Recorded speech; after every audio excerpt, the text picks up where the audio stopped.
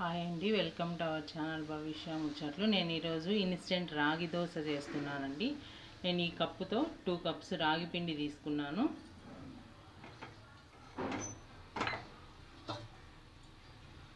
ఒక కప్పు పెరుగు తీసుకుంటున్నానండి.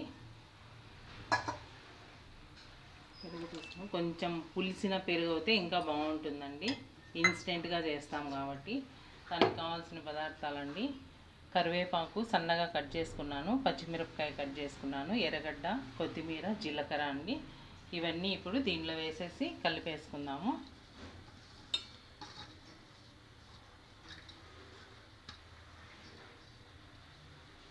కొంచెం సాల్ట్ వేస్తానండి.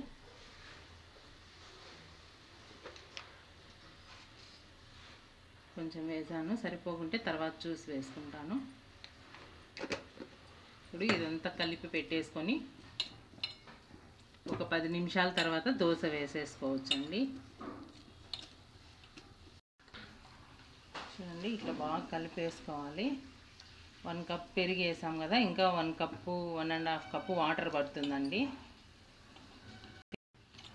పెరుగు వేయడం వల్ల మనకు సాఫ్ట్గా వస్తుంది, టేస్ట్ కూడా బాగుంటుందండి. ఇవి ఇన్స్టెంట్గా చేస్తాం కాబట్టి పెరుగు వేసుకుంటున్నాము.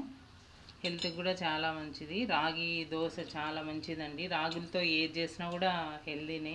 ఇప్పుడు ఎక్కువ మిల్లెట్సే వాడుతున్నారు కదండి. ఇట్లా చూడండి, ఇంత లూజ్గా కలిపేసుకోండి. మీకు వాటర్ మీకు సరిపోయేంత ఇంత లూజ్గా ఉంటే సరిపోతుందండి.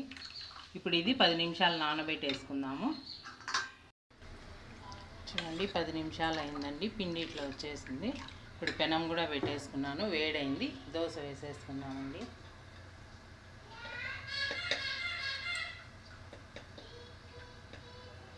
ఫస్ట్ కొంచెం ఆయిల్ పట్టించేసుకుంటున్నానండి. ఫాస్ట్గా అయిపోతుంది, మనకు హెల్త్కు మంచిది. నైట్ టైం కానీ, ఈవినింగ్స్ కానీ, మార్నింగ్ టిఫిన్ కానీ ఏ విధంగా అయినా చేసుకోవచ్చండి. దీనిలో అన్నీ వేసాం కాబట్టి ఇట్లా అయినా తినేసేయచ్చు. కొబ్బరి చట్నీ కూడా కాంబినేషన్ బాగుంటుంది. ఎర్రకారము, నెయ్యి అయినా వేసుకోవచ్చు, నూనె అయినా వేసుకోవచ్చు అండి. నేను ఇప్పుడు మూత పెట్టేస్తున్నాను, ఎందుకంటే ఎర్రగడ్డలు అవి చూడండి. మూత తీసేస్తున్నాను. బాగా కాలిపోయిందండి. పిండి కన్సిస్టెన్సీ మనం కొంచెం దోశ మందంగా కావాలనుకుంటే కొంచెం తిక్కుగా కలుపుకోండి. నేను పతలాగా వేస్తాను, ఎందుకంటే బాగా కాలుతుందండి. ఇప్పుడు తిప్పేసుకుందాము. తీసేస్తున్నానండి. మీకు మందం కావాలంటే పిండి కలిపేటప్పుడు కొంచెము వాటర్ తగ్గించుకోండి, మందంగా కావాలనుకున్న వాళ్ళు.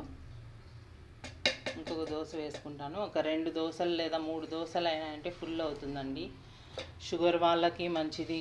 కాళ్ళ నొప్పులు, మోకాళ్ళ నొప్పులు, కీళ్ళ నొప్పులు ఉండేవాళ్ళు ఎక్కువ ఇవి తినమంటున్నారు కదండి, రాగివి. ఇట్లా రాగి సంగటి, రొట్టి కాకుండా ఇట్లా కూడా ట్రై చేసి చూడండి.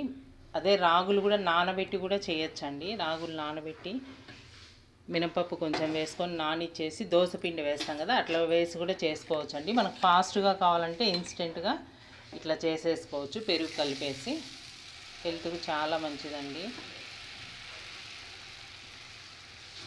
పతలాగా వేసామంటే మనం ఆనియన్స్ అవంతా ఎర్రగడ్డలు అవి వేసాం కదా, ఇదంతా బాగా ఉడుకుతుందండి. మూత పెట్టేద్దాము ఆయిల్ వేసి.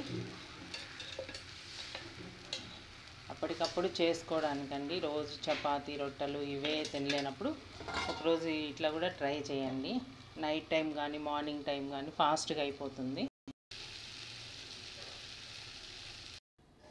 రాగి దోశ రెడీ అయిపోయిందండి. ఎర్రకారంతో బాగుంటుంది. ఇట్లా ఏదైనా కూర కొంచెం హెవీగా చేసుకున్నామంటే, ఒక కప్పు కూర 2 దోశలు తిన్నామంటే కడుపు నిండిపోతుందండి. చాలా మంచిది. షుగర్ వాళ్ళకు మంచిది, మనకు మంచిది. ఒకసారి మీరు కూడా ట్రై చేసి చూడండి. రాగి దోశ, ఇన్స్టెంట్ రాగి దోశ. ఓకే అండి, నచ్చితే లైక్ చేయండి, షేర్ చేయండి, సబ్స్క్రైబ్ చేయండి. Thank you.